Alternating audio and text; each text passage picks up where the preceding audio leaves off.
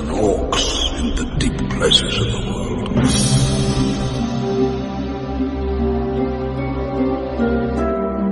Everything out of the ordinary is to be reported. Fiery the angels fell. Deep thunder rolled around their shores.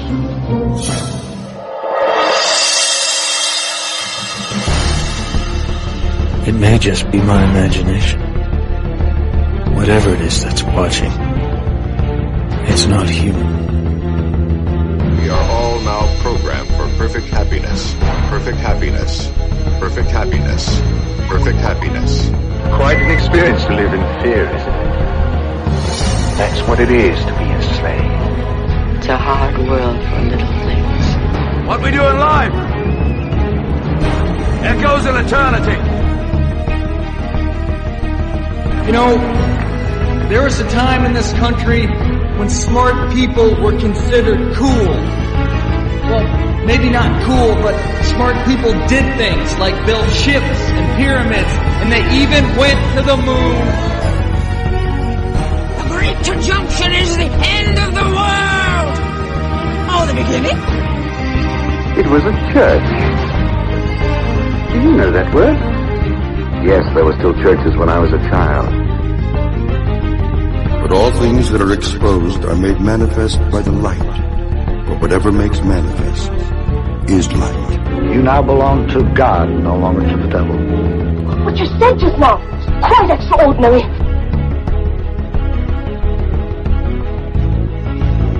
You're listening to Beyond Extraordinary with Natalina.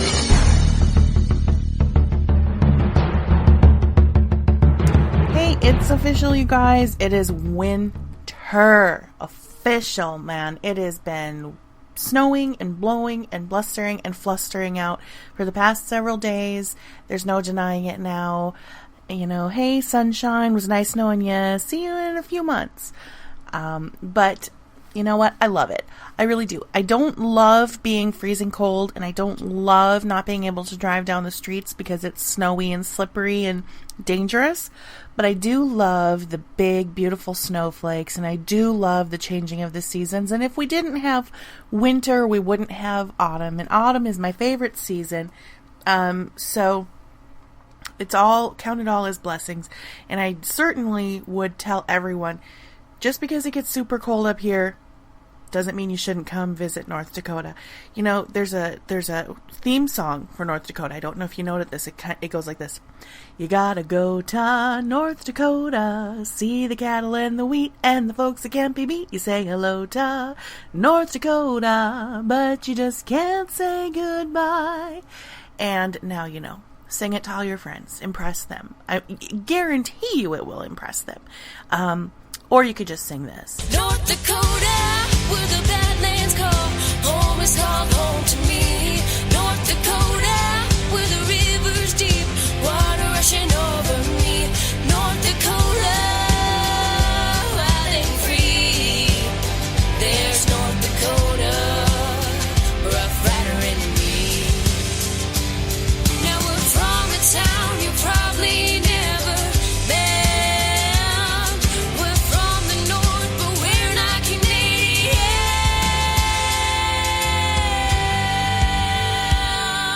Speaking of North Dakota, there is this one thing that I can't get out of my head. So we're mostly Lutheran up here. There's a lot of like German, Scandinavian, Lutheran going on. And of course I was raised Lutheran. My grandfather was a Lutheran pastor. So we went to a really old school Lutheran church where it was like a sung liturgy. And there was this song that we sang right before we took communion every Sunday. And the hymn has been stuck in my head, but I can only get so far with it. I can't remember all the lyrics. It goes like, this is the feast of victory for our God. Alleluia, alleluia, alleluia. Like, I can't remember what comes after that. So if you listening out there know the rest of that hymn, or at least the very next line, it would be really helpful to me if you would let me know on Facebook or Twitter, or even if you just have some fun Lutheran anecdotes, Lutheran jokes. You want to hear a Lutheran joke? I'll tell you one. So what's the difference between Catholics and Lutherans? Well, Catholics glorify Mary and Lutherans glorify rice. Do you get it? If you don't know what glorified rice is, then that makes no sense to you. But Lutherans like potlucks and food. So if you have anything Lutheran to share with me, but most specifically, what I'm looking for is the rest of the lyrics, words to that hymn. Let me know. Hashtag Livin' La Vida Lutheran. Okay, so let's get into a little bit of business. You know, I'm going to invite everybody out there listening to go to my website, extraordinaryintelligence.com, where you can access all of the archives to this show through the Beyond Extraordinary podcast tab in the navigation bar. You can also access all of the articles that I've written through the years, and there's links to iTunes in the right-hand sidebar. There's links to my Twitter in the right-hand sidebar. I've been tweeting. I've been tweeting, you guys. And, you know how a lot of people, they go through and they kind of have their Twitter and their Facebook and their Pinterest and all these different things all connected. So if you do something on one, it blasts out to all the other ones. I don't do that because I kind of always feel like, why would I subscribe to each of these different platforms that people have if it's going to be the same thing on every one? I realize it's very efficient, but so I do different things on different ones. Like, you know, Facebook, I have the discussion group, and then also, you know, on my personal Facebook page, I don't know, I talk about my cat. And then, like on Twitter, of course, I always tweet out links to the latest shows and the latest articles, but also I just share random thoughts. Pinterest, I tend to share the episode artwork for the different Beyond Extraordinary episodes. So links to all of that in the right-hand sidebar. You can follow me around the internet, and I don't know, it'll be thrilling. And then, let's see. So you can sign up for the newsletter there. You can subscribe to the site there. You can, if you would like to support Beyond Extraordinary and Extraordinary Intelligence, there's a support tab where you can give a one-time gift, or you can sign up to do monthly gifts via a subscription. That's all right there. And thank you so much, those of you who have done so. That it just you can't even imagine how much that helps me out. And and then I'm also going to be putting more stuff on the Beyond, or the extraordinaryboutique.com, where I sell all my handmade jewelry.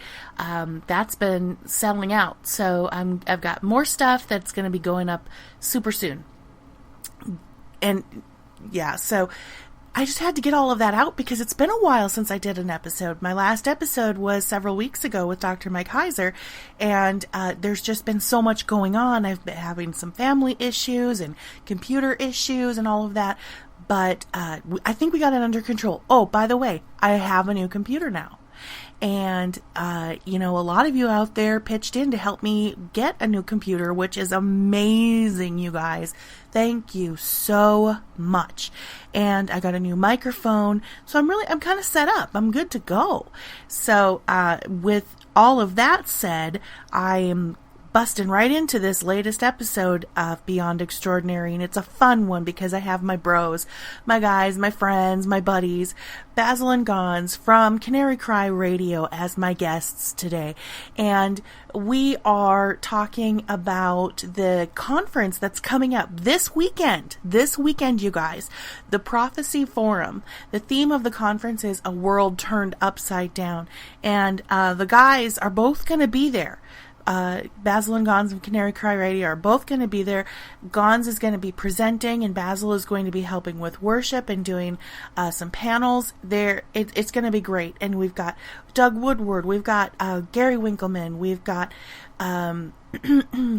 Chris Putnam, Russ Dizdar, John Holler. There's just a whole list. I'm forgetting people here because there's so many of them. But it's going to be a really good conference with a really wide range of topics, and Gonz and Basil are going to tell us a little bit more about, from their perspective, what to expect this weekend.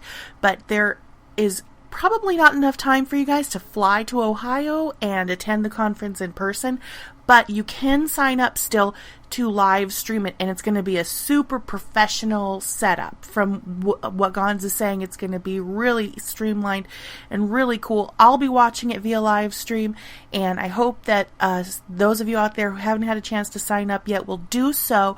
We'll give you all the details about that, and you need to stick around to the end of the interview, because I'm going to have a super special offer, and I'm not talking about any ordinary. We're going to be running a contest, and in this contest, 4 of you are going to win a free pass to watch the live stream this weekend.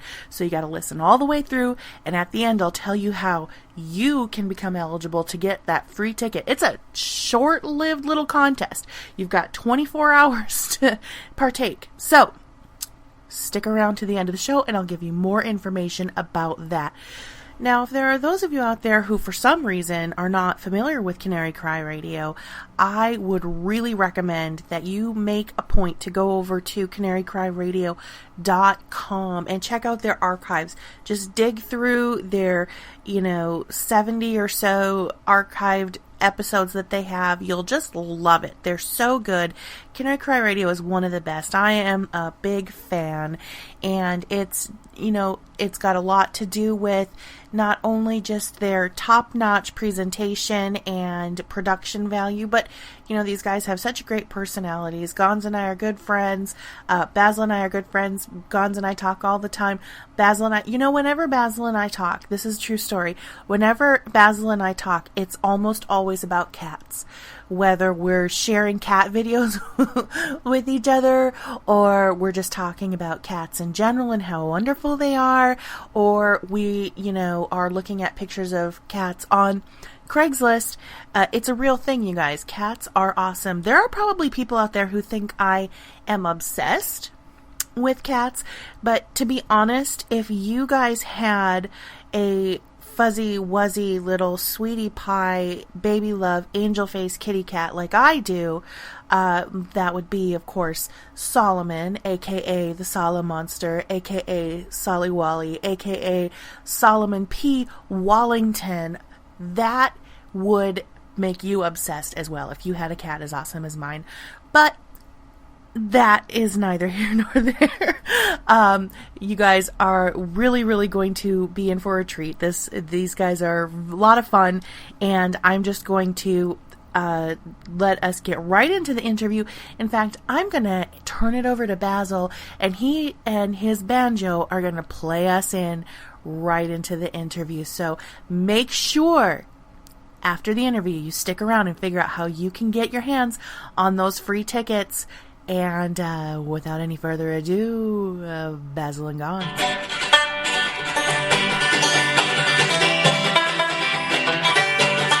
Well, everybody's listening to Extraordinary Intelligence Day, yeah. Well, 'cause Natalina's on the rampage. Ooh, boy. Woo, yeah, woo. Everybody come on round, it's time to listen to the show. Everybody come on round, learn something you don't know. Beyond extraordinary, yee-hoo. Oh, beyond extraordinary, yeehaw. Yeah, boy. So most of you have probably heard by now that there's an awesome conference coming up this weekend. It's called the Prophecy Forum, and I have invited a couple of really awesome people onto the show today to discuss what this conference is going to be about, and got some really special offers for you, so you'll have to stick around to find out all about that. So without wasting any more time, let's get right into it. Today I am welcoming the guys, the legends, the fellas who are the hosts of none other than Canary Cry Radio. I've got Gonz and Basil with me today. Hey, guys. Yay. We're back. We're here. Yes, we're back.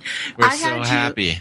I know you are, and I don't blame you. I had you guys way back in episode 6, I think. Oh, my gosh. And now we're in the 30s. Oh, my gosh. You're way faster at this than we are. You know, you wouldn't know it because right now I'm at about an episode a month, but for a while there I was doing really well. Classic. No, it happens to the best of us. We're lucky if we get, an episode and a half out, every financial quarter, I think, is our record now. There's an ebb and flow. We'll put out 3 in a row, in like a week, and then you won't hear from us for 2 months. Yeah. Well, and then the funny thing is that lately we have been totally kind of overlapping guests, like booking the same people at the same time. There's been a lot of that going on in the whole industry. It's pretty incestual. Everybody's got kind of. Really went places with that. I meant it metaphorically. Sorry, go ahead. Okay, yeah. I was just going to say, everybody's got something new coming out. Everybody's got a book coming out or something to promote. But what I want to promote today is something I am super excited about, which is the conference that's coming up this weekend. It's been a long time in the making, and it's been really exciting to see how it's unfolded and evolved. And now it's like, it's go time. So I want to start by asking you guys to just tell us a little bit about what the Prophecy Forum is. How did it come into being, just as an organization? And then we'll get into talking a little bit about this specific conference. Well, the Prophecy Forum began probably about a year and a half ago, maybe 2 years ago even. With myself and Doug Hamp, we started we just wanted to do a conference out here in Southern California, and we pulled off a couple of them. The first one was just Doug Hamp, myself, and L.A. Marzulli. And then the second one grew to be something a little bit bigger with Bill Salas, and Rob Skiba was there and a few others. And it was it was really cool to have, all those people come together in Southern California. Because Basil was there too. Yep, and that was an interesting thing as well for many people involved. That was the belle of the ball. Yes, I couldn't say that. Stole the show. He had a chinchilla on his face. Mm-hmm. I did. Well, anyway, so we did that, and then we were planning a third conference.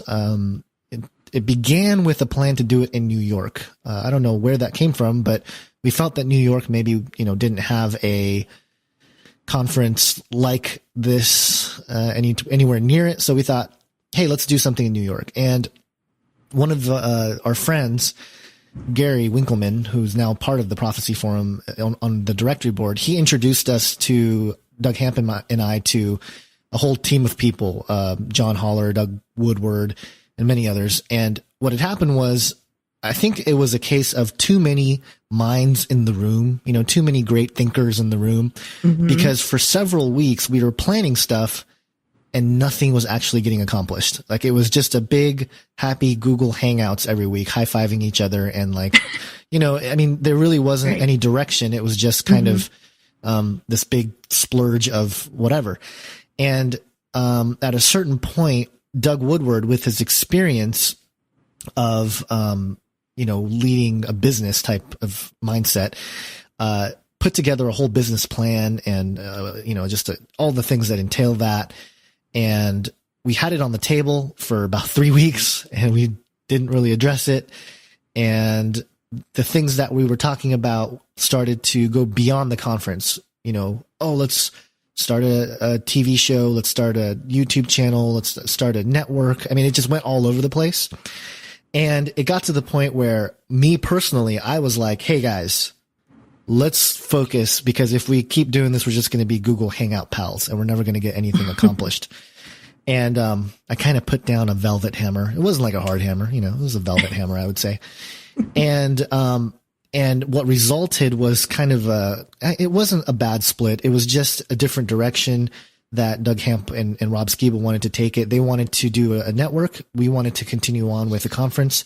And so that's what we did. And, it's still kind of difficult to balance 5 people, but we did, with the Lord's leading, we accomplished, well, hopefully, we will accomplish this conference that's coming up. And, I have to be honest, this thing should have died probably 50 to 60 times over the course of the last 6 months. And here we are. Basil and I are about to hop on a plane to go to Dublin, Ohio. I know, it's so soon. Yeah. Wow. And, we're going to do this thing. And the guys with, Quest for Truth, Doug Hamp and Rob Skiba, they had their virtual conference just last week. And, we were, pulling for them to make sure that, they had their success as well.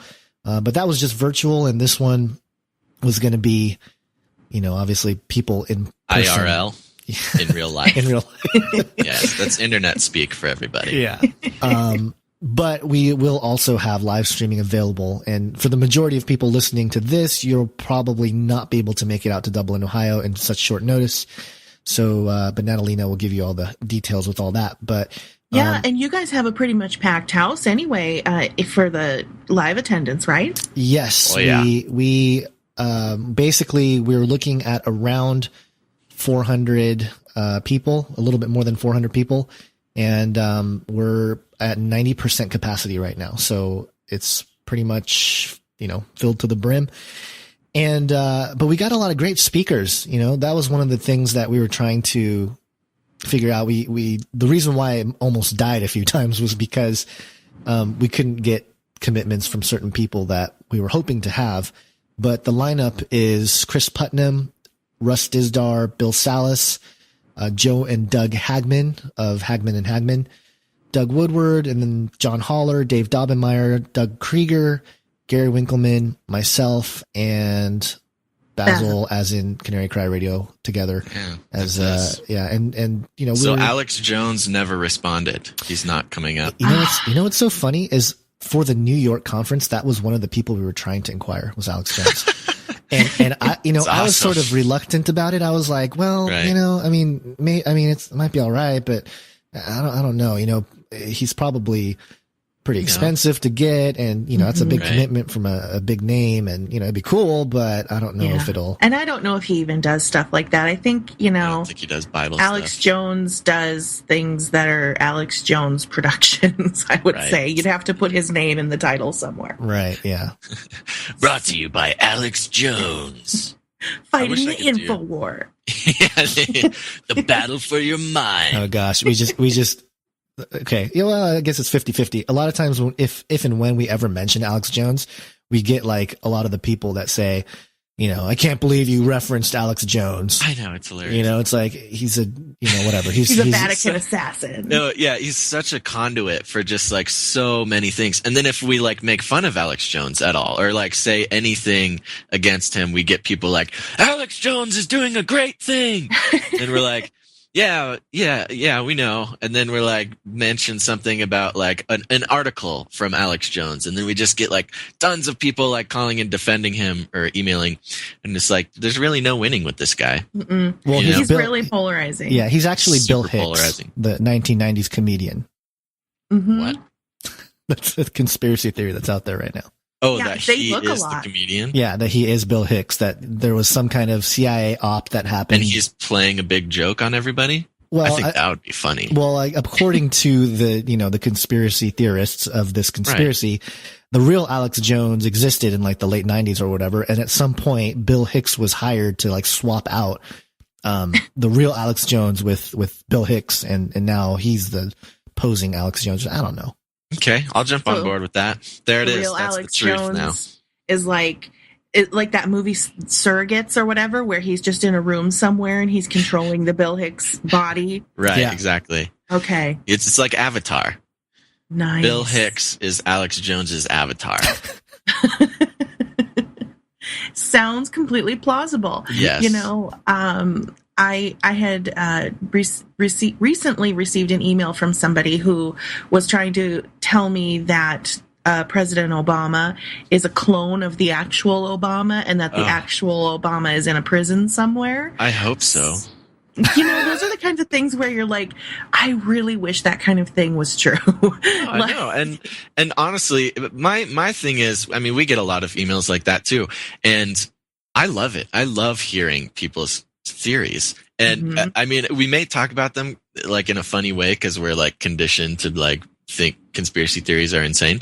And not to say they aren't, but I just, like when we get together and we talk about it like this, I want to make sure people know that like I want you to keep doing that. Like keep making, like keep theorizing, don't stop, keep going. I mean, honestly, yeah, some crazy stuff comes out, but that's what we're all about. We love, you know, if it wasn't for the conspiracy theorists of the past and saying things that people thought were crazy, you know, we wouldn't be where we are today. So keep going. Don't stop. Send me all your emails of all your conspiracy theories. CanaryCryRadio@gmail.com. Go. Well, you know, truth is stranger than fiction. So the things that do come out that actually end up, you know, being provably true are sometimes just as freaky as the things that people theorize. So I always try to keep like even no matter how crazy something sounds, I keep a little open mind to it because you just never know. But you know, I had written an article a couple of years ago that was in defense of Alex Jones, and the whole reason I wrote it was just because, you know, I think that he and people like him, there is a place for them. And I mean, he breaks news that nobody else does. And he's, you know, he devotes a lot of time and effort into getting this alternative news that mainstream media isn't reporting. And I think that the case with Alex Jones is just that he kind of got caught up in the fame hype of it all. He like bought into his own legend. And so that's where the disagreeable part of Alex Jones comes from. But I don't buy into all of this stuff about how he's like, you know, Vatican assassin or Jesuit conspirator or, you know, Illuminati, all of that stuff. I sincerely, CIA information agent. All of this, you know, works for Mossad. I don't even know. You know, I don't really buy into all of that. I think what it is just that he's kind of Alex Jones is really into Alex Jones, you know. So, yeah, but okay. I mean, and hey, if the CIA or the Jesuits are listening out there and they're looking for somebody to give, you know, millions of dollars to be an assassin or something, I mean, you know, I'm pretty good at karate. Well, you know, even if they just want to come on some quality programs and just air their side of the story, we are all very open to that interview. Just open up, Vatican assassin, secret Jesuit. They're agent. Like, we've been keeping this a secret for thousands of years, but these kids seem legit. I think they'll get it. They'll totally get it. Well, okay, so Alex Jones won't be there, but you did list a number of really exciting speakers at this conference, and I want to get into what you're going to be speaking on specifically, Gonz, but let's talk a little bit more about what you and Basil are going to be doing at the conference, because I think it's really exciting, Basil, that you're going to be there and contributing to this in a number of different ways. What's on the agenda? What's the Canary Cry scoop? Yeah, you know, the whole thing has been such a roller coaster because okay, where do I start here? I've even though I'm not like, I don't have my hands, I'm not at the meetings, the Google Hangouts with the club. I still feel very involved, much like a spouse would be with Gonz and his all the stuff that, because like we talk about it, and we not so much of the planning, but you know, the troubles, the hardships that comes with planning something. I'm here for him. and it's been such a roller coaster through that whole thing. And then there was we actually announced like on the show, like, nope, Basil's not going to be there. I'm not going to be there, folks. And then it's like, oh, well, maybe I'm going to be there. Who knows? Wait for updates. And now it's like, oh, Basil is going to be there. Awesome. Okay. Sounds good. Oh, now Basil and Gonz are playing worship and doing all these things. So the long story short, I'm actually really excited. I'm not giving like a speech or a lecture like Gonz is, but personally, both of us together, we're going to be doing some really fun things, and I'm excited for it. First, we're going to be doing a couple of panels. We're sitting on panels with some other young people. I believe, Natalina, are you involved in one of those, or what's going on here? I'm actually not going to be at this one. Okay. Well, this shows how involved I am with the planning stages of this. But we'll be on a panel. One about transhumanism, which will be really fun. Got some great people doing that. And then there's also a panel on spiritual warfare. And then Gonz and I will also be leading a little bit of worship there. One of the days, or 2 of the days, or something. Again, I don't know. I'm just showing up. Gonz, what's going on? I think technically, I think both days, technically during the dinner break, coming out of it, going into the evening keynote sessions, Basil and I are going to be doing a couple ditties. Yeah, we've always been musical, and the show itself has more or less been pretty musical, and there's even been some times where I think, like, if you're part of our email list, if any listeners here are part of our email list, they've gotten some of our exclusive audio, which often includes Gonz and I just sort of jamming on a banjo and a guitar or actually, a harmonica. There's a recording. I think one of the first emails was actually the very first time we even played music with each other. Oh yeah, and Gonz and I have both been in bands that have toured around the country and have albums out and things, and so we always sort of had that in common. We just never really got together and played any music like the whole time. And we still haven't physically been in each other's presence to play the music. Right. So we've been like practicing all of our songs like over the internet using Skype, which is its own frustrating story. But yeah, so it'll be fun. We'll actually be together playing music, and what a great way to do it, doing some worship for a conference. Yeah, I would say so. And I think that's kind of exciting that it'll be breaking ground there too, something new for you guys to do together. And I've listened to all of your little impromptu jam sessions in the emails and stuff. And you guys really are both very talented. And it's going to be really exciting to see that. Now, do you know if that music portion is going to be part of the live stream, or? I think so. I'm pretty sure that will be live streamed because we are in the main hall doing it. And I was telling Basil about it too. It's funny because it's not like officially on the itinerary. But what's going to happen is coming out of the dinner break about 10 minutes before the keynotes start, him and I are just going to get up there and do our thing. And so, it may be that nobody in the audience is paying attention to what we're doing. Right. But we wanted to make it available and set the mood. At least me, I think it's important too to just set the atmosphere, let Jesus know, make sure he knows that, ultimately it's all about him. And, we're not just getting together to talk intellectual stuff about God, you know what I mean? Like we're not Job's friends. We're not just showing up to just talk about God for 30 chapters in the Bible and then ultimately get rebuked for it. We're there to make sure that, Jesus knows he's in charge, and let him know we love him, and then talk about some cool and weird things. I think that's great. What were you going to say, Gonz? Oh, I was going to say the unfortunate thing is that our panels are not live streamed, but they will be recorded on DVD, and the audio and stuff will probably release through the Canary Cry Radio podcasts.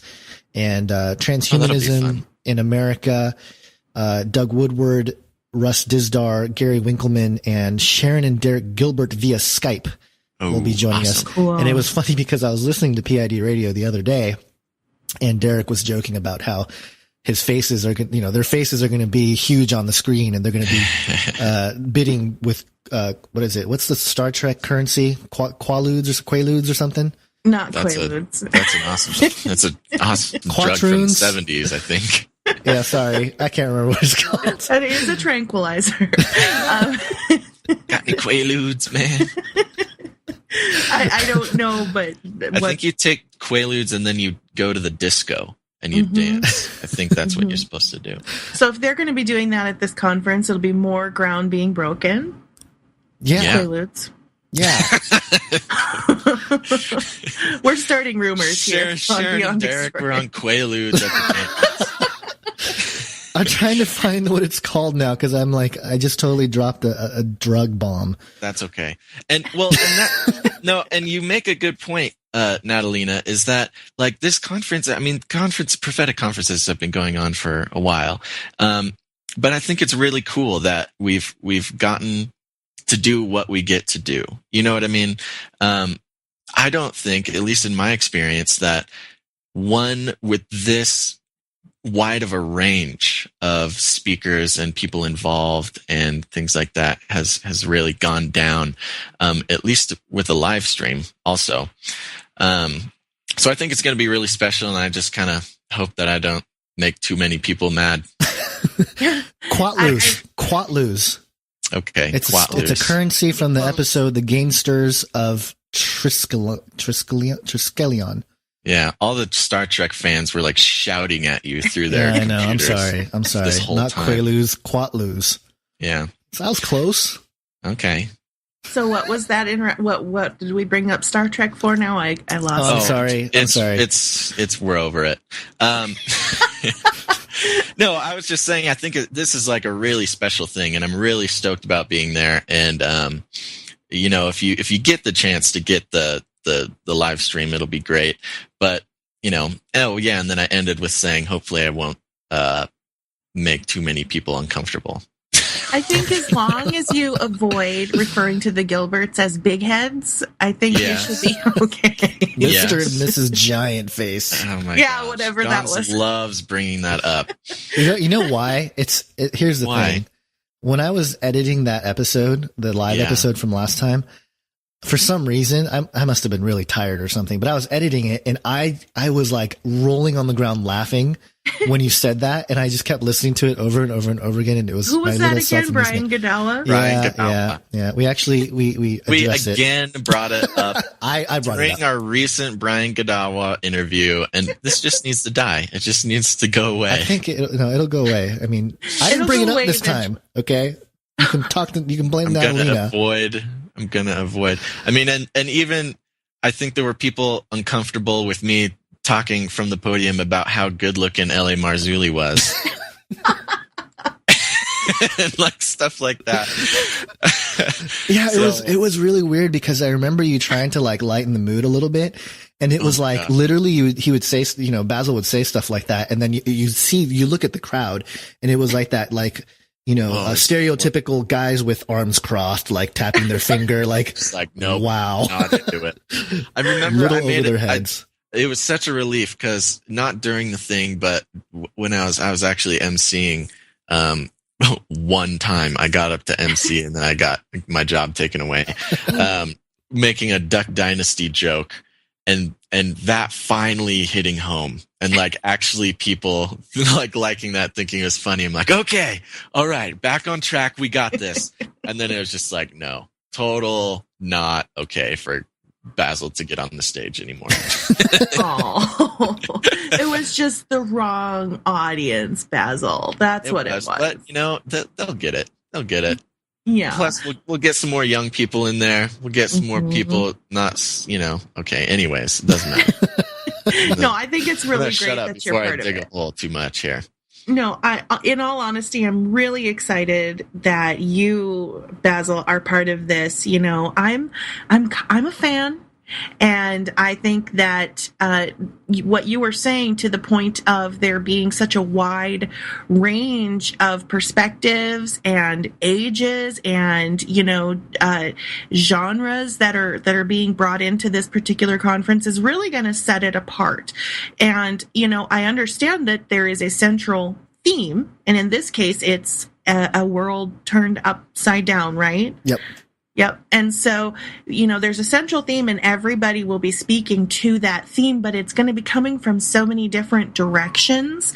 Right. And I think that is really, really key to making something that is inclusive for just the, it's not to say that things should be a free-for-all, but there is something to be said for being open to accepting these different perspectives within the body.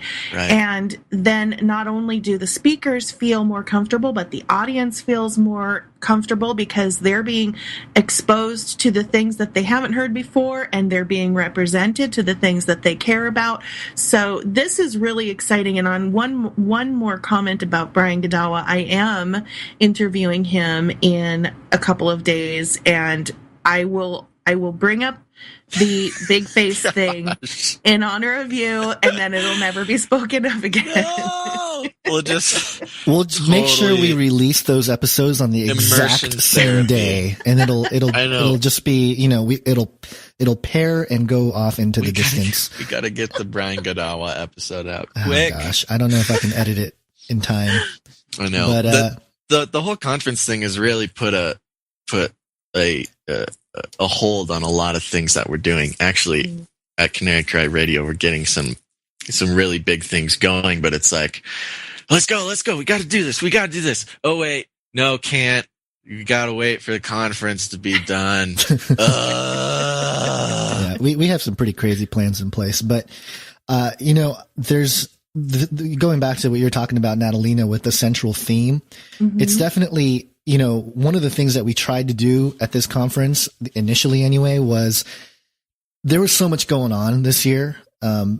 As Doug Woodward put it, you don't have to dig too far into the barrel. You don't have to scrape the bottom of the barrel to come up with topics to talk about in terms of world events and Bible prophecy and things like that. So we felt that while the topics of, the Nephilim is, I feel, a little outdone, and maybe people are kind of off that wagon now, it's still very interesting. I'm not going to dismiss that, because I think it does involve, part of the overall outlook of how things may turn out. But there's so much going on just right in front of us every day that we wanted to focus in on that.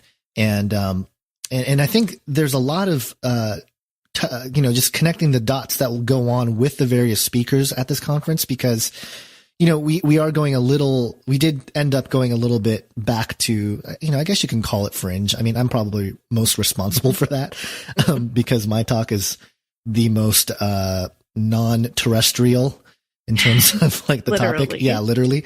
But with Chris Putnam, and he's going to talk about astrobiology in the Vatican. And so there's a tie in there, and all of it ties into obviously the bigger picture of, why is the world so crazy right now? Everything's going nuts, and it just seems what like, can we do about it? Yeah. And what can we do about it? How do we respond to that? Right. And how do we occupy until Jesus comes back? And so that's really kind of the central message.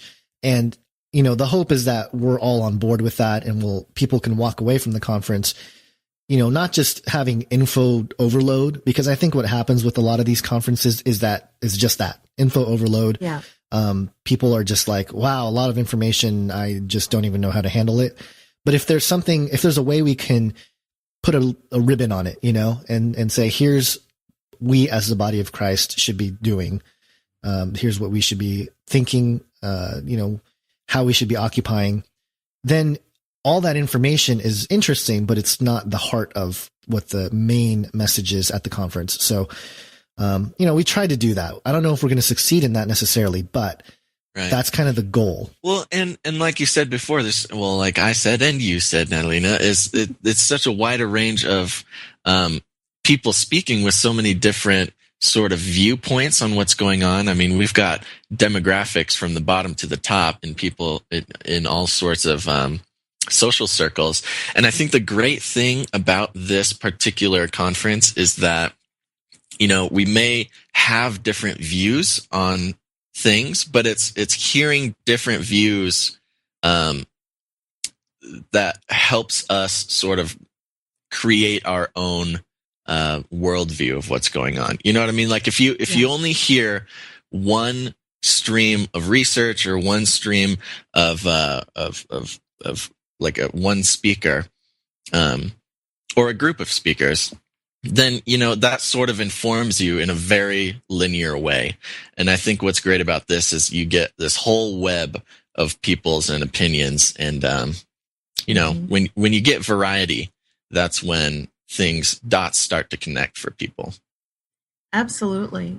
And, you know, it's really interesting because just even the makeup of the board of it, not the board of advisors, but the help me Gonz, what am I trying to say? The advisory board. Well, no, not the advisory board, but you guys. The directors. The directors. Not the board of advisors, the advisory board, you dolt. Very adroit. So but yeah, the board of directors in itself is interesting because you've got such a range of perspectives. You know, you've got people who have been involved in the prophecy scene for a long time. You've got people who, I would say, like Doug Woodward, for example, who kind of branches in a few different directions, where on one hand he very strictly talks about biblical prophecy, and on the other hand he also does a lot of writing about the occult, and he does a lot of writing about he wrote a book about Mars, you know, and stuff like that. And then you've got Gonz here, who really, I think, breaks a lot of ground with the work in transhumanism and you know, how that plays into end times and how that plays into prophecy and all of that. There is such a range, and I think that's being reflected in the speakers at large, where you've got everything from Chris Putnam talking about supernatural worldview and things going on at the Vatican, you know, all the way to the other end of the spectrum, where you've got people who are just speaking about straight up biblical prophecy.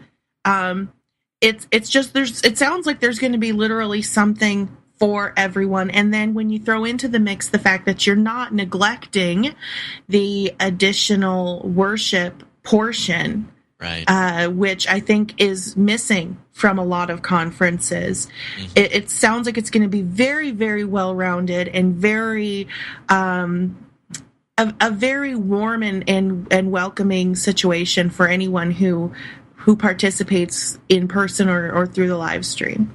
Well, hopefully it is warm, because it's supposed to be really cold. It's not going to be warm in Ohio, so just get used to it, boys. It's going to be cold.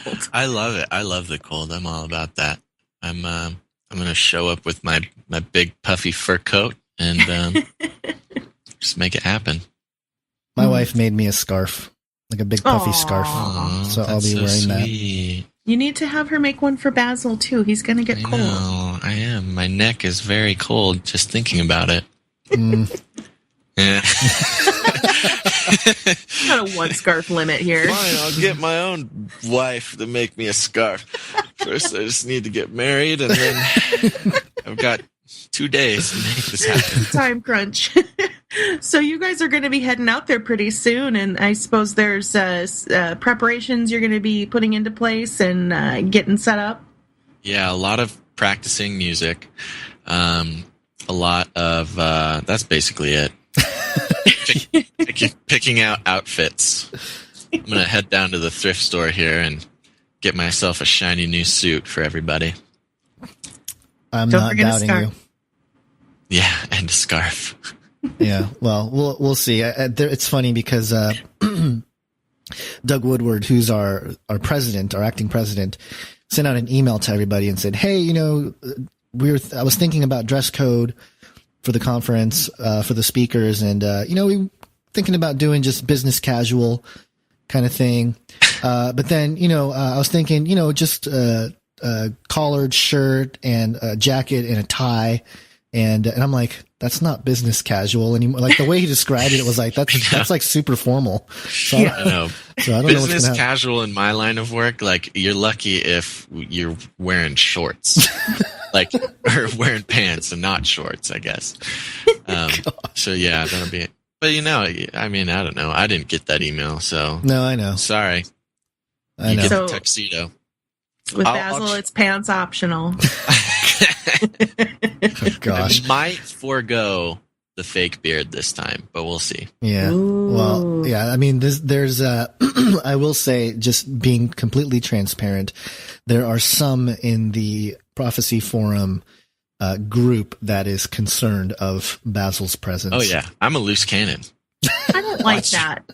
I don't like that. I don't think that, I mean, no offense to anybody who's had those kinds of concerns, but, I think, Basil, I think that you have a great sense of humor. I think that you have an artist sensibility, but I don't think that there's anything for people to be worried about. I think that you are just an awesome addition to the whole setup. So, you know what? Just misunderstood. Misunderstood. Yep. That's what I'm going to say. Right on. People need to just loosen their ties a little bit. Business casual. I think it's going to be all the better because you're there. So, it's going to be really exciting. It's going to be really interesting for people to see these different perspectives. And what I want to ask is, how is this going to, are you guys going to be doing any sort of like connection into Canary Cry Radio? Are you guys going to be doing any sort of like side interviews for the podcast? Well, that's kind of what I was trying to figure out, because on the side, I am supposed to interview one-on-one with all the speakers. Or at least a good handful of them, similar to what Derek Gilbert did for Prophecy in the News, which a lot of those, podcasts are airing even now, those conversations that took place. And so, technically on the paper, it's just me doing those interviews one-on-one with the speakers, but I think it'll be better if it's, if Basil's next to me doing it. Because, it's always just better to have 3 people instead of 2, I think. And for me personally, I feel more comfortable doing interviews with Basil next to me just because that's just kind of the way I've always done it. So I'm like his comfort blanket. He's Lionel and I'm just his trusty blue blanket. Yes, that's exactly how we operate. Oh, well, you guys are... Anybody? Well, if you had said Linus, then I would have totally got Linus. Dang it. But I knew what you were driving at. Oh, man. All right. Well, you get Not it. to call so, you yeah. out there. So that might be a thing. And that, I think, will make it podcast. Yeah, style. that hopefully will give us, several episodes, in just a couple days. That will be helpful for us. But also, we do plan to, and if you're on the live stream, you may be able to catch all of this, but we're planning to do sort of a man on the street kind of thing too, where we basically talk to just people at the conference, see what they think, what their thoughts are. And, as part of the DVD production, what I plan to do also is to use that and create sort of a quasi documentary / kind of a reality show-ish thing that, maybe a 15 to 20 minute type of deal, not the lectures itself, but sort of what happened at the conference sort of thing. Just so there's something else besides just the lectures, when people get DVDs, it's usually just the lectures, and we want to provide a little bit more production value and different things that people can consume. And so that if you're not there physically, you can get a feel for, what it was like and everything. So that kind of stuff we have planned. And what else? A lot of stuff, man. I think I'm going to lose all my hair after this weekend. Yeah. Well, Gonz, you have been working so hard. I mean, you have been just at this every single day for months. And, people sometimes, I think they come to these kinds of conferences and they think they just sort of fall into place. And it's like, oh, all you need to do is find a couple of guys willing to talk about stuff and throw them on a stage and, give them a microphone. It's all good. Yes. It's easy. That's what I keep telling Gonz. I'm like, what are you complaining about? you have said that to me. What do you stop complaining? You're just calling people and telling them to say things. And it's been not bothering me because I'm used to sort of the negative comments, but I posted a video of the live stream, like a promo for it on my YouTube channel. Mm-hmm. And, it's like me, like trying to look professional or whatever. It's me in like a suit jacket, and like what you don't see is I'm in like basketball shorts, and but it's whatever. It's I put my face out there or whatever. And the response I got, like half the comments were like, I can't believe you're charging money for the conference. That's a classic. You guys are the Lord freely gave. Yeah. And so you should freely give too. And I'm like, right. Well, those are the same people who have problems with people writing Christian books and selling them, or even mentioning the word tithe at church, or, you know what I mean? Like, it's just, this is the world we live in, and it's not going to happen unless people pay for it. Like, what do you expect? Do you think somebody's just going to show up and give? Well, there was actually somebody that suggested that, like, oh, if it's really Holy Spirit led, then people would have just donated the money. Oh my gosh. It's like, I mean, that's great, but it's a little bit more complex. One of the things that we decided to do was not become a 501c3. And, you would be surprised at the people that have deeper pockets, how much of that actually affects their willingness to donate. Right. It's kind of sad, but before we go further on that, I mean, here's the thing with me and the paying things. The paying for, Christian things. And it's right there in the Bible. It says, where your treasure lies is where your heart lies is where your treasure, something like that. I should probably have prepared that before I where you store your treasures. Where you store your treasures, where your heart lies. Yeah. And it's like, when you pay for something, it makes it that much more valuable to you. You know what I mean? Yes. When you really understand the value of what you're receiving, then it makes a bigger impact on your life. And, how many of us get things for free and then just, treat it like we got it for free? Yeah. And so it's true. Stepping out and buying a ticket to a conference or paying for a live stream, first of all, you're helping out the body and helping out the kingdom. Second of all, it's an act. You're making an act that says, I value this and I value what I'm going to take away from it. Right. And, I think it's really unfortunate that there are those in the body who would begrudge someone who decides that they're going to try to make this type of thing for the edification of the body their primary work. And of course, the Bible does say in 1 Timothy, I think it is, that the laborer deserves his wages. Right. The workman is worthy of his hire. That is something that people forget. There is nothing sinful about getting paid for doing your work. And I think if the work is being done to glorify the Lord, all the more worthy of people supporting that in any way that they can. And what I always try to bring up too is like, preach it, is that, if it's really about making money, number one, we would not be talking about the things we're talking about. Right. Number two, I would be doing something completely different. Right. Like I wouldn't even be thinking about, focusing on this stuff every day. I would be, I don't know, doing other stuff.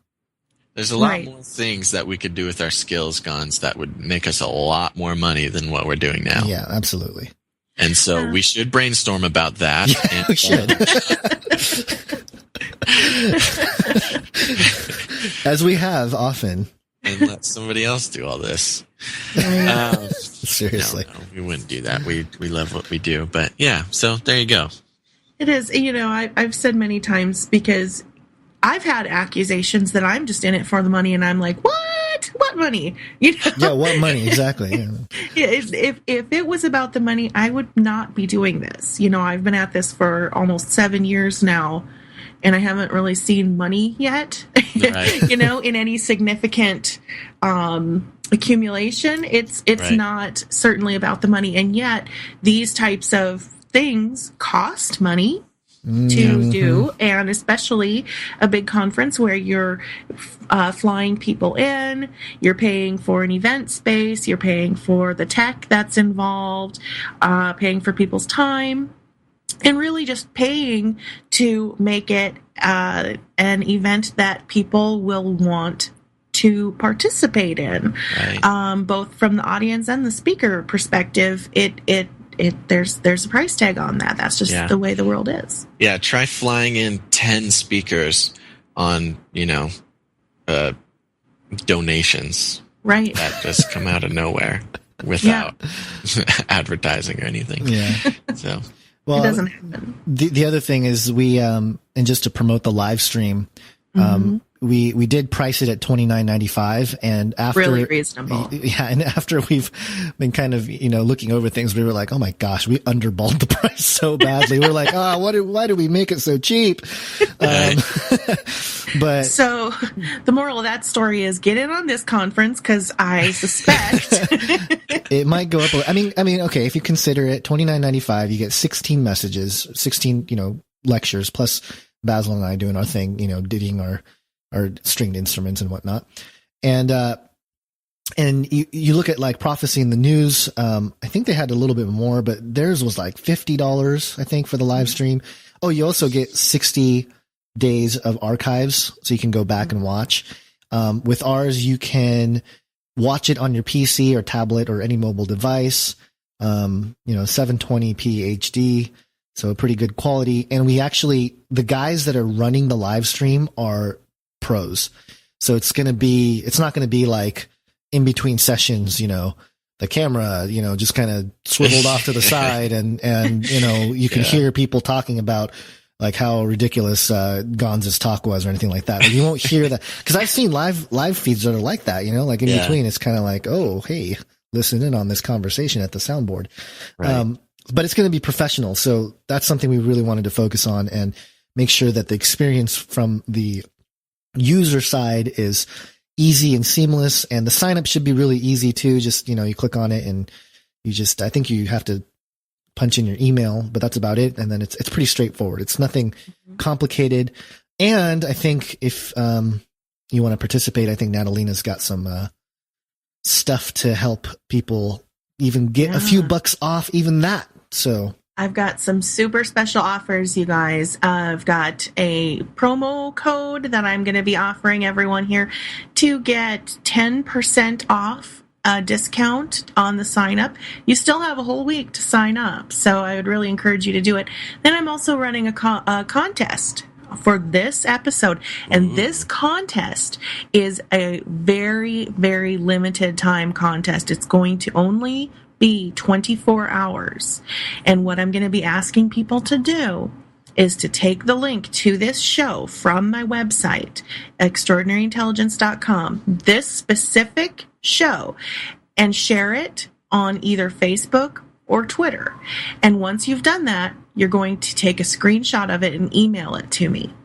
And I'm going to randomly select 4 people from those who submit their screenshots to me to get a free live stream ticket. Whoa. So really exciting. You can hear all of the details about that at the end of this interview.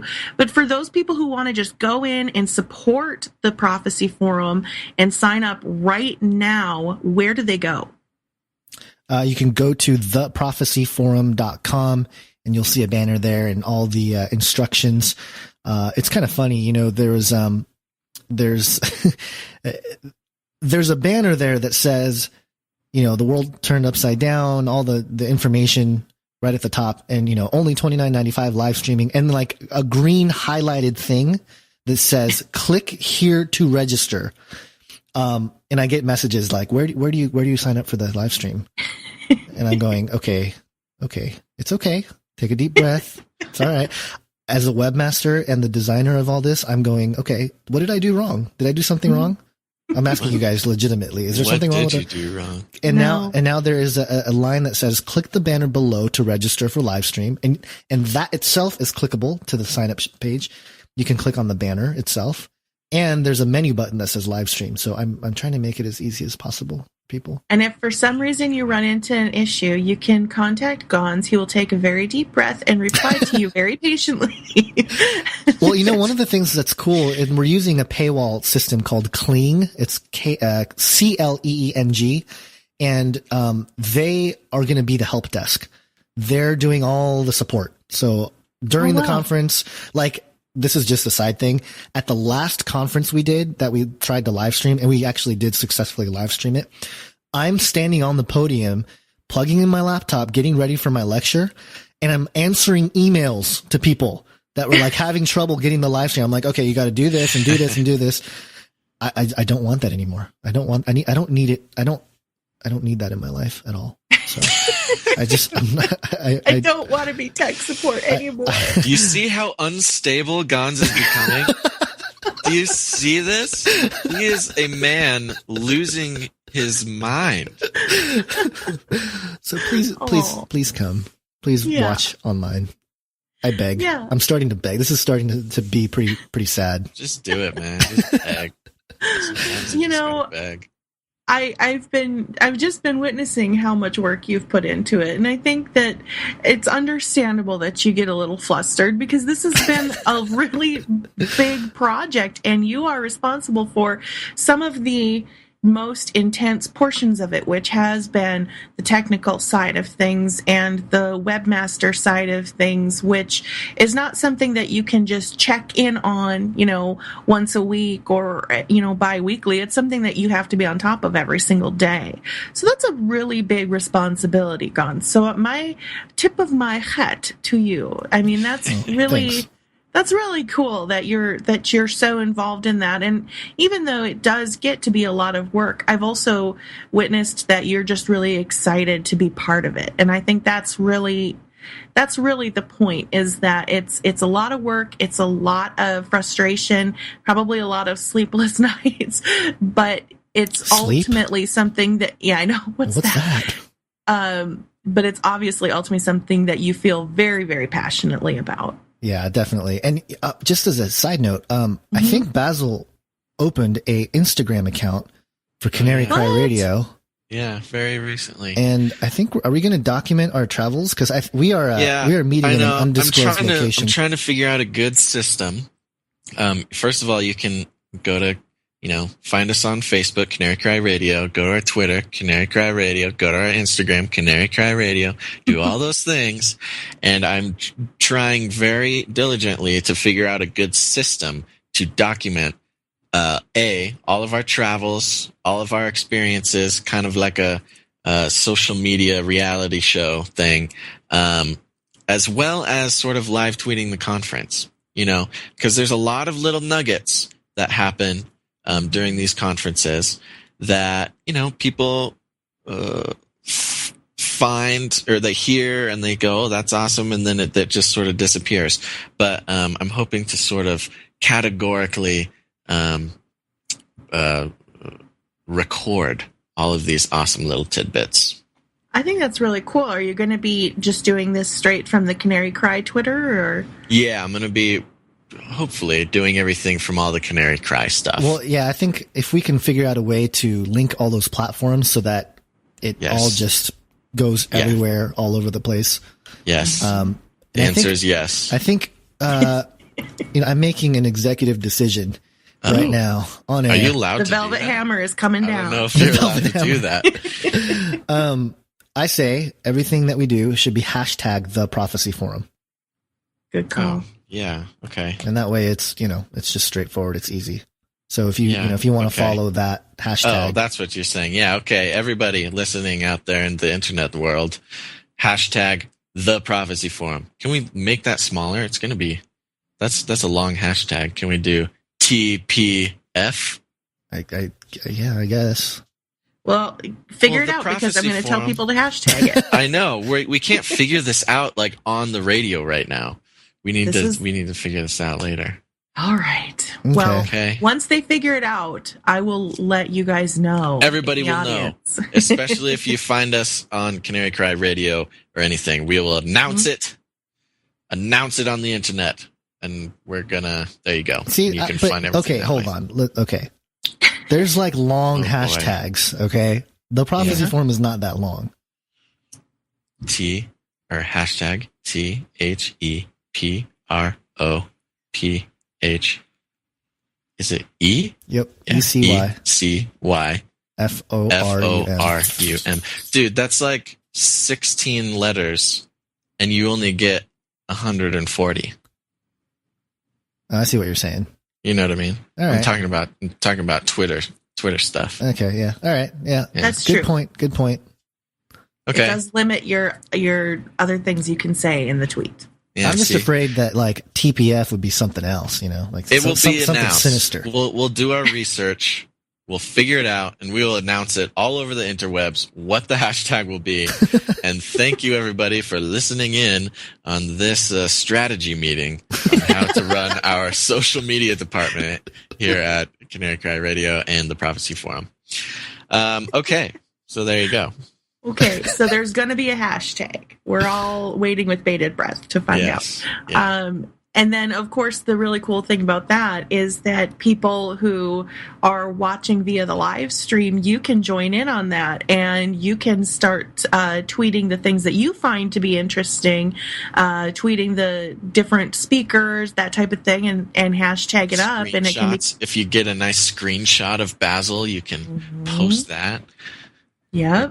I know. Or to Instagram. You're really going public this time, huh? No, I'm not. All right. Okay.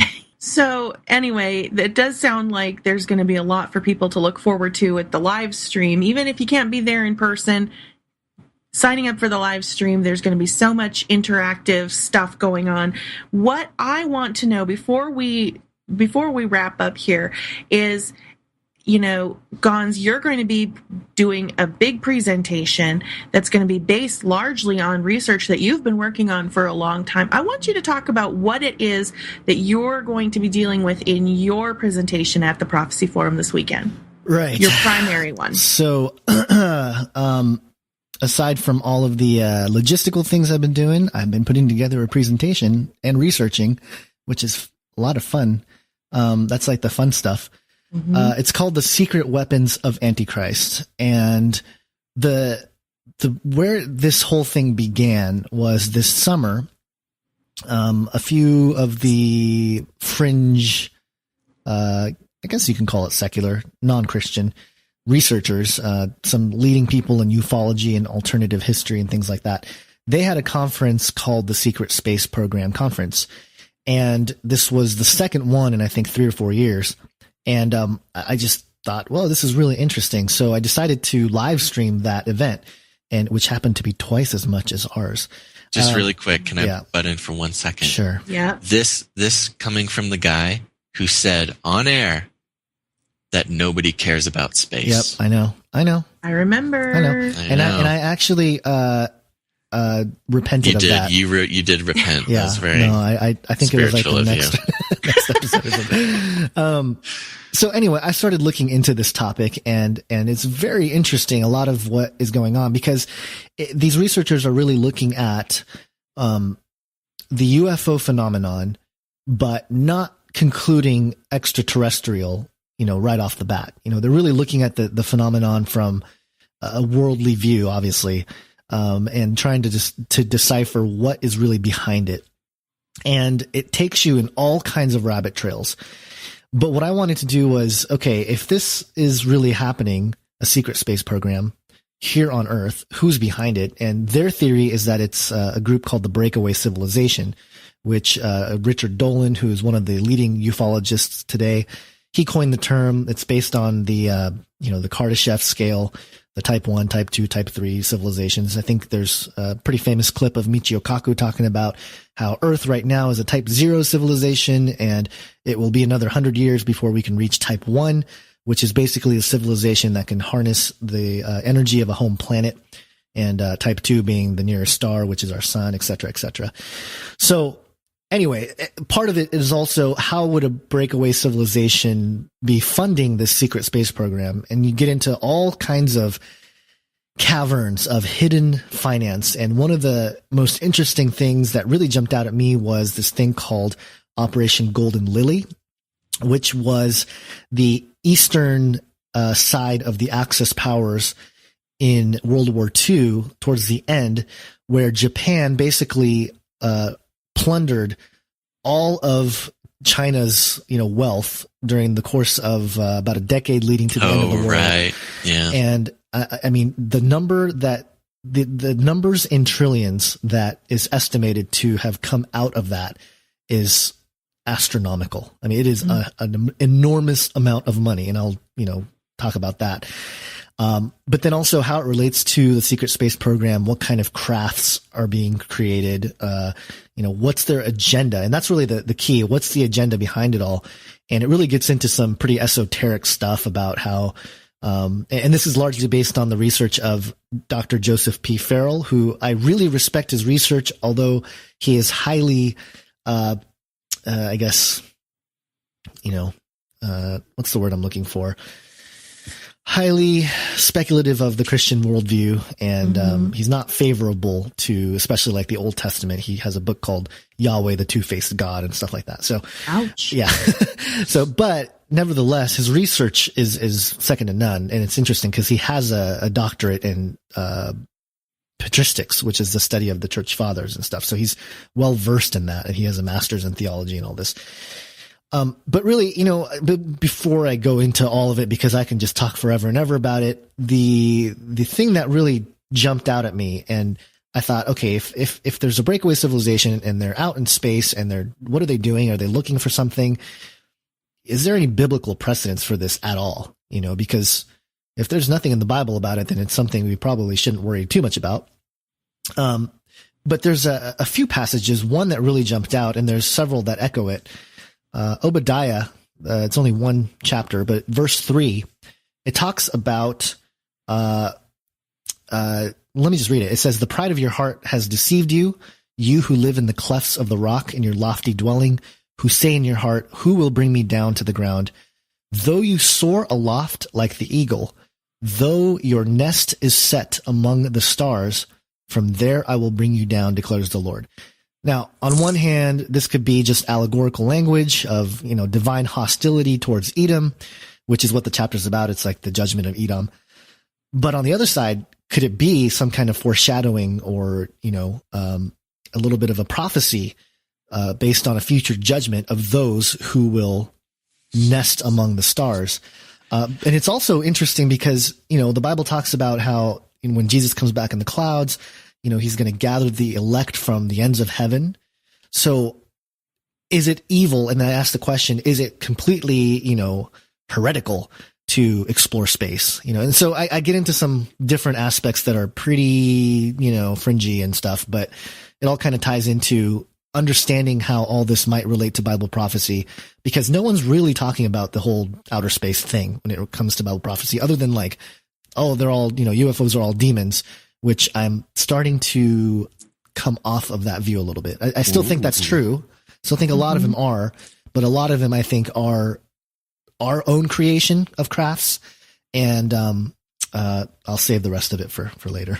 Mm-hmm. Well, you're in good company with that type of theory. I was just listening to Dr. Heiser. He was on Coast to Coast AM a few nights ago, and he was discussing how he believes along the same lines that maybe even more so than being strictly demonic, that there's more of our own hands involved in the UFO phenomenon than sort of the mainstream train of thought. And are you going to be discussing any of the current events that seem to be cropping up about this kind of topic? I mean, there was this Orbital Sciences rocket that exploded, and then there was the Virgin Galactic plane that crashed recently. It's kind of all plays into your theme here. Yeah, and it was was actually you that pointed it out, the potential sort of conspiracy behind that, with the Antares rocket exploding on the 28th of October, the Virgin Galactic Spaceship 2 crashing and killing the pilot on October 31st, both privately funded operations. And then not 2 weeks later, we have Interstellar, the movie that comes out, which promotes this idea of a secret space program that needs to, well, I don't know if it's a secret space program, but it's definitely a space program that, humanity needs to come off planet. We were meant to go to the stars. And, that's sort of the part of the philosophy, I think, of, what the breakaway civilization are doing, literally breaking away from our current civilization. And, one of the other things that coincided, and I think you pointed this out too, Natalina, in one of our, our chats, Elon Musk warning about artificial intelligence. And, if most people aren't aware, Elon Musk, other than Tesla and PayPal, he has a thing called SpaceX, and he wants to go to Mars. And, he's one of 3 trillionaires, so-called trillionaires, who have all started private space corporations, the other being Jeff Bezos of Amazon, and his Blue Origin project, and obviously Richard Branson of Virgin Galactic. There's a privatization going on, but it's public. And I don't know how much of an interwar is going on behind the scenes, where the secret space program, through, groups like, the Lockheed Skunk Works and other, corporations, are creating these crafts. And if there is a little bit of hesitation to allow these public companies like, like Blue Origin and Virgin Galactic to get into outer space, because it may start to reveal some of the things that the secret space program have been working on for decades. So, all interesting stuff, all, pretty speculative. I like Joseph P. Farrell. He calls it like the hyper speculation or something like that. But, but I think it's interesting stuff to talk about, and it all sort of ties into the greater theme of the conference, which is, it's really rooted in geopolitics. Because behind the scenes of a lot of the geopolitical affairs is sort of a guiding hand, working 2 sides against each other. And, I speculated that, even the Cold War and the space race between Russia and the United States was perhaps a staged kind of conflict in order to continue to pursue a secret space program where, various, things were being put out into space, making it look like a race, like one country trying to get to the other. But really there might have been a hidden agenda to get to the moon and things like that. So, I can go on and on and on about this. I've been looking at it a lot, but I'll end it there. It's really interesting, and it's really timely. And like you mentioned with Elon Musk, I think his exact quote was that with artificial intelligence, we're summoning the demon. And you can almost see with all of these mishaps, and in the case of the Virgin Galactic crash, tragedies because someone lost his life there, you can almost see that there could be this behind the scenes sort of war, amongst these different factions that are trying to get into space. And then, of course, you've got the government who wants to control and regulate everything. It definitely plays into the bigger picture of something on a prophetic scale happening. So I think that is really, your research is really valid, and it's really, as I said, timely with everything that's going on right now. So I'm really looking forward to that. For those of you out there who are listening, again, that speech will be presented as part of the live stream, so you won't want to miss that. I know Gonz has been working really, really diligently to put forward a presentation that's going to be entertaining and educational and edifying, and I think we're all going to come away from it better having heard it. And I still think I appreciate that. I still think that there might be some tomatoes thrown at me, especially towards the end. I'm gonna, I'm gonna, it'll be kick Basil. the hornets. Yeah, I'll be selling those tomatoes. It's like, to support the ministry. It's our own collusive effort to make some money. Right? Exactly. It's a big metaphor. It's a big art piece, this whole thing.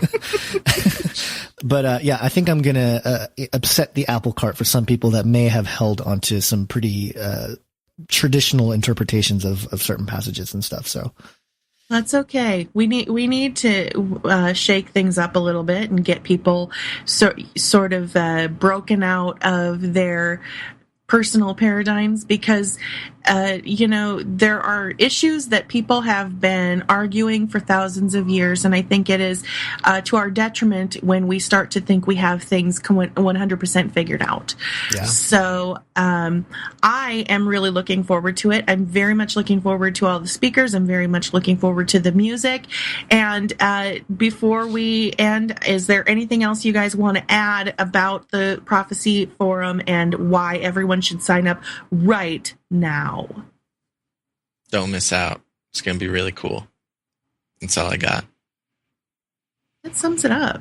Yeah. I mean, we're about an hour and a half into this, and I think that's what it sums up to, is don't miss this. It's going to be a very special event. Even if you just tune in with your live stream computer machine, there's going to be a lot of value to doing that. And again, we do this because we pray that it'll make a difference, A, in people's lives, B, in the strategies people take as they move through this crazy world, and C, that they'll be able to share it with their friends and really open up the dialogue with the Christian community.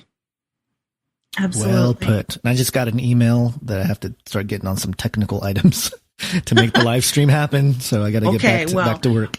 We will let you guys get back to it. You've only got a couple of days, so get on it. And I really thank you for joining me today to talk to the audience about what they can expect with the Prophecy Forum Conference, A World Turned Upside Down, this weekend. Basil, Gonz, thank you so much for coming on Beyond Extraordinary.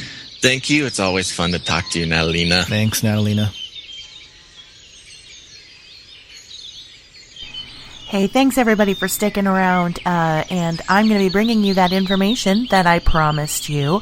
As far as I know, the guys are still arguing about hashtags. I mean, it got intense, even off of the air. The conversation raged on. Guys, there's abbreviations.com. TPF, are you ready? Yes. Gosh. Transaction Processing Facility, Tiny Personal Firewall, Team Play First, the Peregrine Fund, Total Package Fielding, Downloadable PCL Soft Font File, Teens Praise Fellowship, Total Points 4, To Prison Fast, 3-Phase Filter, the Third Party Fund, Tug Processing Facility, Transfer Phase Final, Terminal Phase Finish, Terminal Phase Finalization, Telesian PTY, 2 Photon Fluorescence. That one looked cool. Let's go to that one. Excellent. Okay. So, like I said, I'm going to be here at my home because of some personal family issues. I'm not able to make it to this conference, but I'm going to be at my home watching the live stream this weekend. And I think it would be really cool if as many of you as possible were listening to watching the live stream with me, and we could discuss it. So, if you do not have tickets yet, there's 2 things you can do. One, if you want to support the Prophecy Forum and what they're doing, I've got a little coupon that you can use at checkout to purchase the live stream tickets. They're really reasonable as it is. They're like $29.95 for the whole weekend. But if you go to theprophecyforum.com, you can at the checkout, there's a little thing that says enter coupon code, and you can enter this code. Ready? Natalina News 10. I'll say it again. Natalina News 10. Take that code, pop it in, and get yourself 10% off of the sign-up price. Save yourself a few bucks, and then join me watching the live stream. But I have one other little thing that I want to offer you. I have in my possession 4 free live stream tickets. That's right. I'm going to be offering 4 of you listeners out there an opportunity to watch the conference for free. And how is that going to work? I will tell you. So what you're going to need to do is go to extraordinaryintelligence.com if you're not there right now, and grab the link to this episode. Okay? The episode that you're listening to right now. grab the link to it and share it on Facebook. Okay? When you share it with your friends on your wall, I want you to take a screenshot of the link and send it to me at extraordinaryintel@gmail.com. Of those who submit a screenshot to me of them sharing the link to this episode with their Facebook friends, I will randomly select 4 people to receive a free ticket to the Prophecy Forum conference this weekend. Now, this is a very short-lived contest. I will be closing the contest Wednesday. That's tomorrow, as I'm recording. Wednesday at 5 o'clock p.m. Central Time. So you have about 24 hours to post this on Facebook, grab a screenshot of it, and email it to me. If you're listening via iTunes or Stitcher or some other feed catcher, you're going to need to go to the website extraordinaryintelligence.com and look for the most recent post. The most recent post is going to be the show notes for this episode. Grab the link and share it. Grab a little screenshot. Usually that's just control print screen, I believe, to copy the screen, and then email it to me at extraordinaryintel. That's the word extraordinary, INTEL, all one word, at gmail.com. Contest ends Wednesday, 5 p.m. 4 winners, free tickets. We all love free stuff, right? So get on it. Try your hand at getting the free one. And in the meantime, if you want to just get your ticket and secure it and make sure that you have it, use the promo code natalinanews10 to get yourself a 10% discount. I'm really excited about this conference. I think you're going to love it. I got a little bit of background insight into how this all has been unfolding. I am really honored to be sitting on the advisory board for the Prophecy Forum, so I know how hard these guys have worked, and I know how much passion they have put into it and how much they believe, very much believe in what it is that they're doing this weekend. So let's support them, you guys. Let's show up. Let's learn and be edified. Like I said, we've got Doug Woodward, we've got Gonz, we've got Chris Putnam, we've got Russ Dizdar, we've got Gary Winkleman, we've got Doug Krieger, we've got John Haller, we've got just a host of speakers, and that is just the live stream stuff, right? And then, of course, I think they're going to be releasing some DVD footage after the fact that's going to include all of the different panels, discussions, and stuff like that. Watch the live stream with me this weekend. Sign up at theprophecyforum.com. Use the promo code natalinanews10. And if you want to try to get those free tickets, share this link, grab the screenshot, email it to me, and I will announce the winners tomorrow evening. Okay? And if you're a winner, I will send you a super special top secret code that you can use to go and sign up for free. Amazing, right? And so on that note, thank you so much as always for listening to Beyond Extraordinary.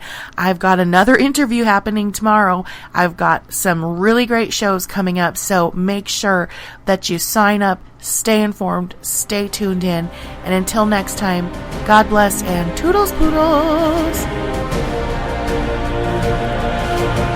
You've been listening to Beyond Extraordinary with Natalina. For the latest headlines and program schedule, please visit extraordinaryintelligence.com.